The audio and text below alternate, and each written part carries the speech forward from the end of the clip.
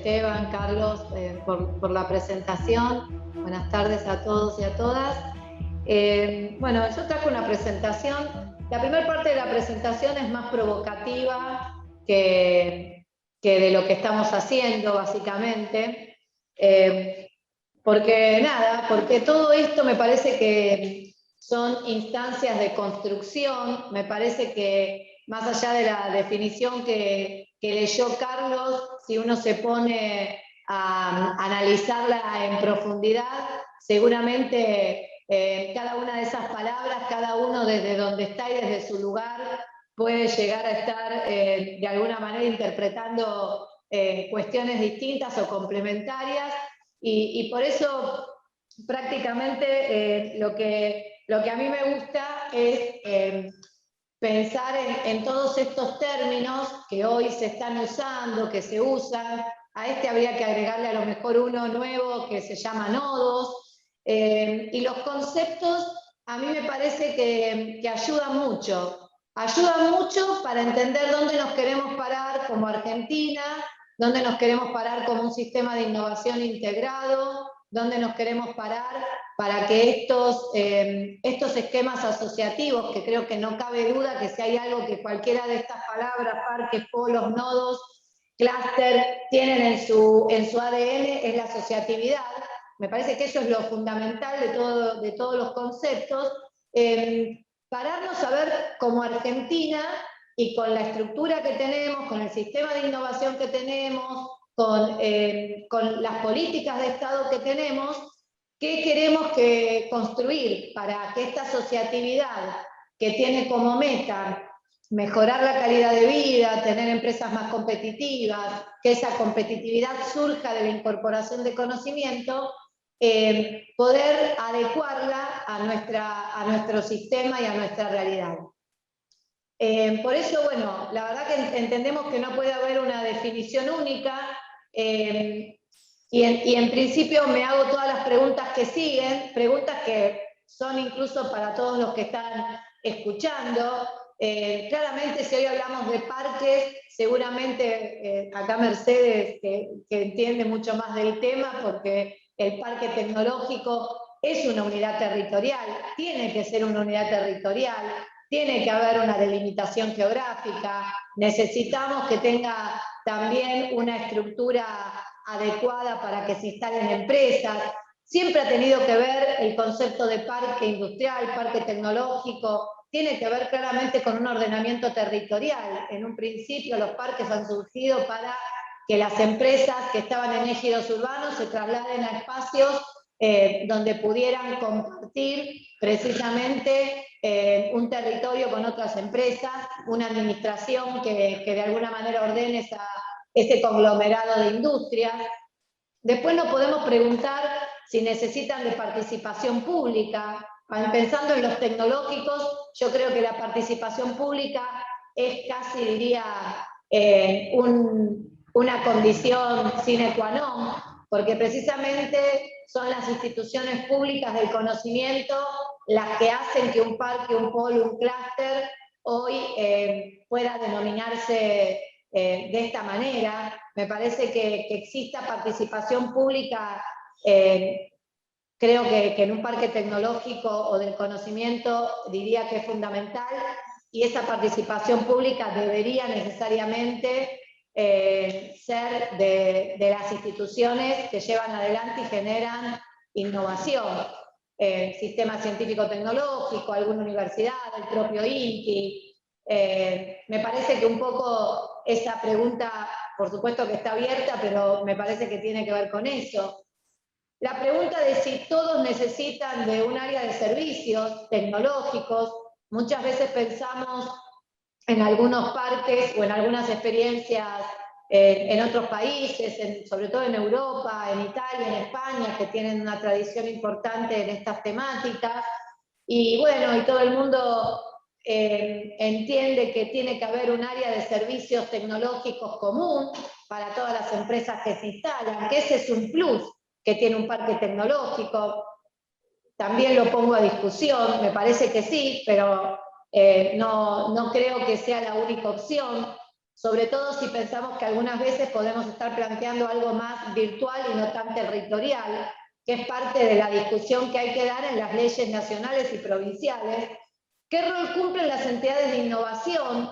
Si las entidades de innovación son entidades que de alguna manera motivan y generan nuevos proyectos, tienen que codesarrollar con alguna empresa un producto nuevo.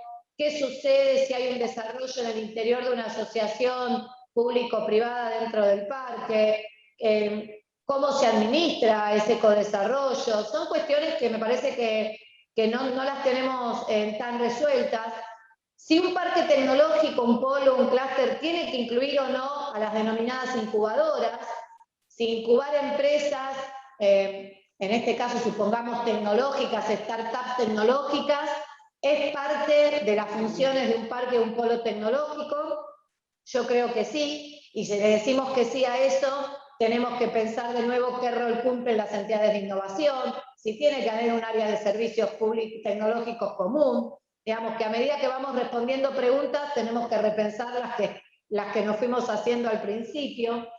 Si son temáticos o sectoriales, acá lo mismo, muchos nacieron sectoriales o temáticos, y bueno, y después distintas situaciones de nuestro país hacen que para cubrir los espacios y poder darle sustentabilidad económica al parque y motivar a empresas, tienen que pensar en un entramado productivo más diversificado que no necesariamente responda al origen que tuvo ese parque o ese polo tecnológico, y luego pensar cuál es la institucionalidad óptima, ¿sí? Creo que después hay ejemplos muy concretos de la provincia de Santa Fe, pero bueno, hay que preguntarse si la institucionalidad óptima es una asociación civil sin fines de lucro, una SAPEN con participación de una provincia o de un municipio, si en esa institucionalidad tiene que estar sentada la pata del conocimiento, llámese una universidad,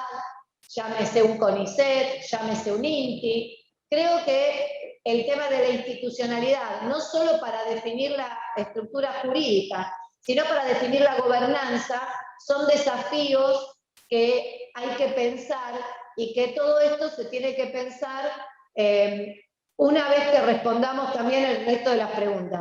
A mí me parece que pensar la institucionalidad sin tener claro lo anterior puede ser contraproducente. A mí me parece que primero hay que trabajar en qué roles queremos que cumpla este parque en la comunidad específica, en el entramado productivo que se seleccione, a quiénes invitamos del sistema de innovación. Probablemente a lo mejor un parque tecnológico surja de una entidad científica o de una empresa con un alto grado tecnológico. Entonces, la forma en que se constituye el parque, el polo o esta entidad asociativa, me parece que se tiene que tener en cuenta a la hora de definir la institucionalidad. Cuando se empieza por la institucionalidad y luego se va mejorando el proceso, me parece que estamos en un error. Me parece que primero hay que pensar qué queremos, cuál es el proceso, quiénes son los actores, qué rol va a cumplir cada uno, y a partir de ahí pensar la mejor forma de darle una entidad jurídica. Lo digo además también porque nos pasa cuando nosotros desde el Estado queremos plantear instrumentos de promoción, de financiamiento, de asistencia técnica, muchas veces esa famosa palabra de quién es el beneficiario de la línea que uno está diagramando y diseñando, es un tema, porque nosotros, ¿a quién le otorgamos ese beneficio? A un parque que tiene que tener qué figura jurídica, a un municipio que participa dentro del parque, a la universidad que está metida en la administración de ese parque o polo.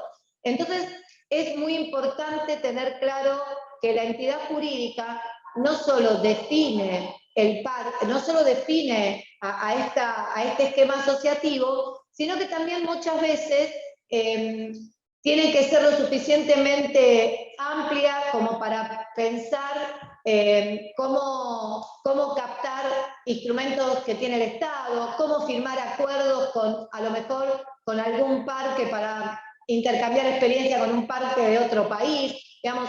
Por eso digo que me parece que es lo último que se piensa, ¿no?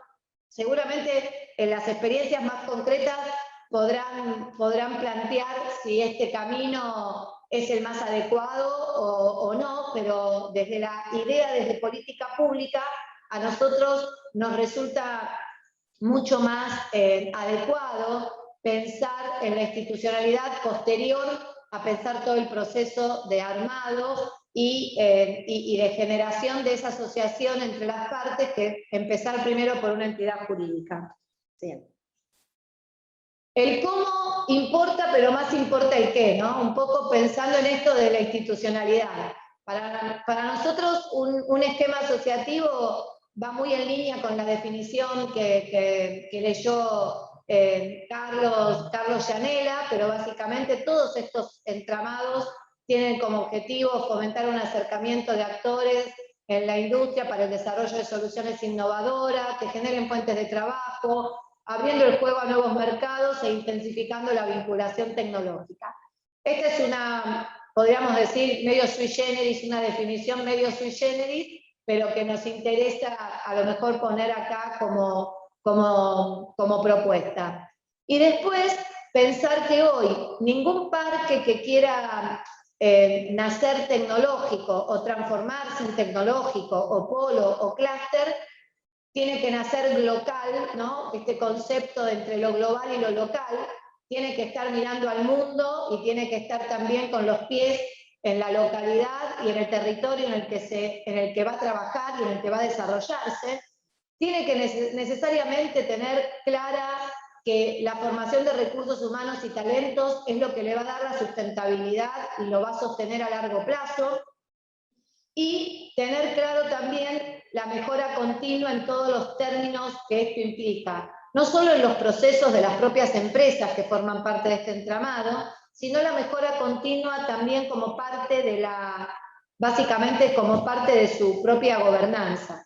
Entonces, estos tres requisitos a mí me parece que hoy son fundamentales para pensar un parque, un polo de estas características, y si los miramos así como los miramos con estos requisitos, claramente también me parece que pensamos que en ningún caso podemos plantear una asociación de estas características sin tener alguna entidad del conocimiento totalmente involucrada en la conformación del parque y comprometida con el funcionamiento del parque. Sigue. Acá hay algunos ejemplos, que algunos son ejemplos que se van luego, este es un poco la actualidad de los polos de TICs que hay en nuestro país. En realidad son 37 polos TICs ya identificados. Tenemos básicamente algún polo de biotecnología, tenemos varios corredores audiovisuales, tenemos algunos proyectos en marcha que todavía no se han definido como polos, como parques, como todavía nada, pero que hay intenciones en algunas provincias de avanzar.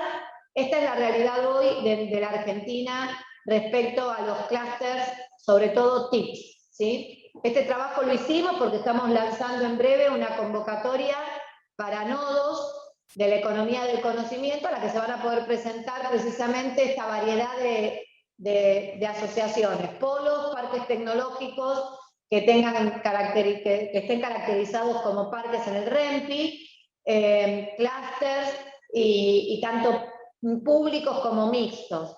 Así que por eso es importante tener la dimensión de lo que estamos hablando. Siguiente. Estos son casi todos TICs, pero bueno, ustedes saben que no es la única área de la economía del conocimiento, tenemos la biotecnología, la industria aeronáutica, espacial, etc.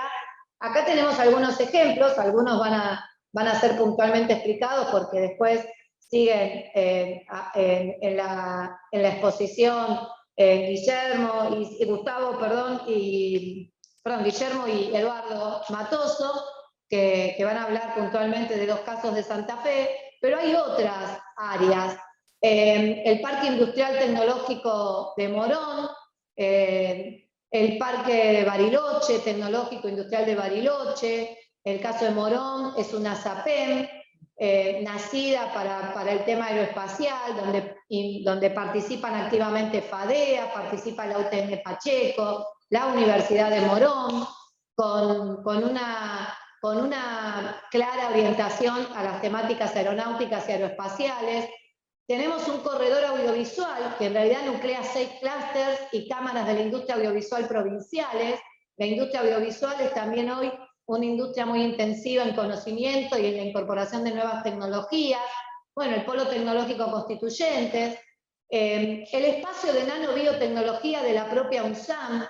Si pudiéramos pensar algo que todavía está en formación y no tiene hoy una entidad concreta, pero funciona como un espacio de colaboración público-privada donde interviene la universidad, la Fundación Argentina de Nanotecnología, hay empresas incubándose, hay empresas que ya exportan, de ahí han surgido los test diagnósticos que se han desarrollado para el COVID, ha surgido el tratamiento del suero equino, hay trabajos con impresión 3D, digamos, yo lo tomaría como que es un espacio asociativo que está en un proceso de institucionalizarse o no, pero que necesariamente hay que considerarlo como un ejemplo.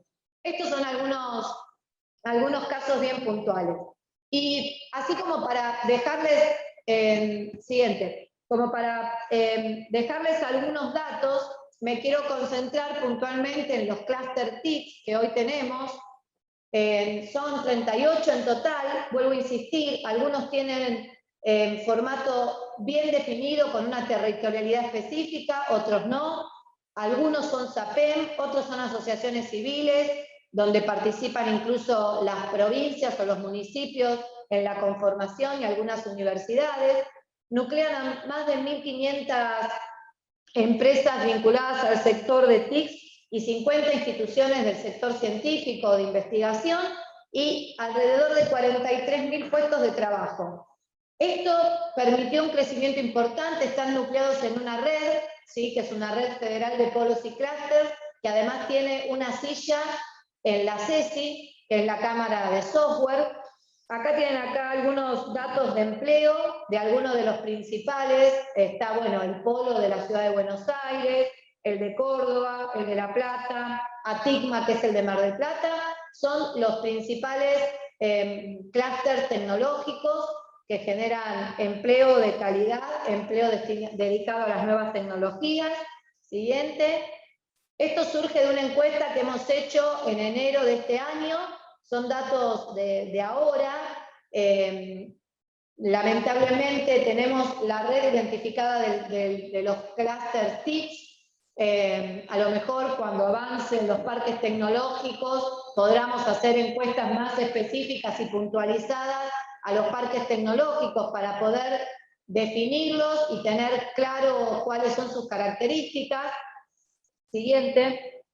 ¿A qué se dedican las empresas que están en estos clústeres? Básicamente al desarrollo de software para terceros, software original, aplicaciones web, soporte IT, consultoría, software embebido, desarrollos de IoT, hay diferentes áreas.